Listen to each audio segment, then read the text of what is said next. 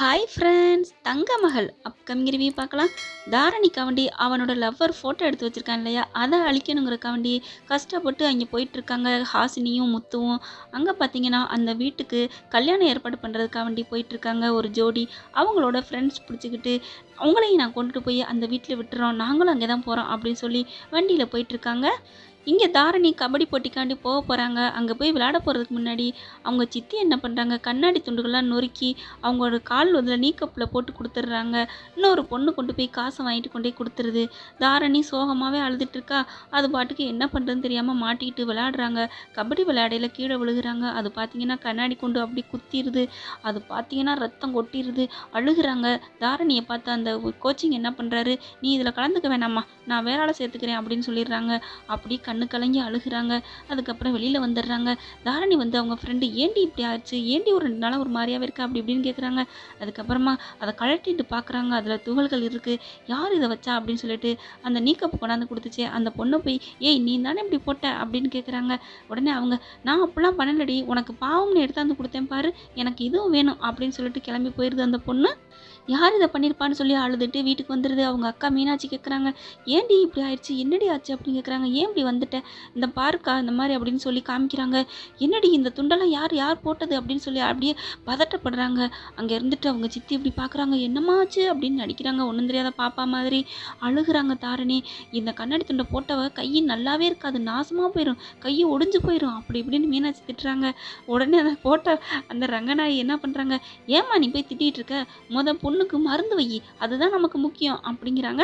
உடனே மீனாட்சி, அது இருக்கட்டும் சித்தி, பாவம் இப்போ என் தங்கச்சி விளையாட முடியாமல் போச்சே அப்படின்னு சொல்லி பதறி துடிச்சு போய் மருந்து வைக்கிறாங்க. தாரணி அழுதுகிட்டே இருக்காங்க. என்ன பண்ணுறதுன்னு புரியலையே அப்படின்னுட்டு இங்கே போயிட்டே இருக்கிறாங்க. போகிற வழியிலே நாங்கள் கேட்க மறந்துட்டோம் அப்படின்னு சொல்லிட்டு கேட்குறாங்க ஹாசினிட்ட, நீங்கள் 2 பேரும் யார், என்ன உறவு அப்படிங்கிறாங்க. லவ்வர்ஸ் தானே அப்படிங்கிறாங்க வர்றவர். அப்போ இந்த மூஞ்சியெல்லாம் எனக்கு லவ்வராக வந்துட்டா சரியாக போகுமா அப்படின்னு முத்து நினைக்கிறாங்க. அங்கே ஹாசினி வந்துட்டு, அடே கிறுக்கங்களா, நான் எங்கடா இவனை லவ் பண்ண போகிறேன் அப்படிங்கிறாங்க. சொல்லுங்கங்க நீங்கள் யார் அப்படின்னு கேட்குறாங்க. பேசாமல் இவங்க வாயை அடைக்கணும்னா நம்ம புருஷன் முன்னாடி சொன்னாத்தே அடங்குவாங்க அப்படின்ட்டு, நாங்கள் 2 பேரும் ஹஸ்பண்ட் அண்ட் ஒய்ஃப் அப்படிங்கிறாங்க ஹாசினி. ஓ அப்படியா, சரி சரி, அப்போ நீங்களும் எங்களை மாதிரி தானா அப்படிங்கிறாங்க. ஐயோ இவெல்லாம் எனக்கு பொண்டாட்டியா அப்படிங்கிறாரு முத்து.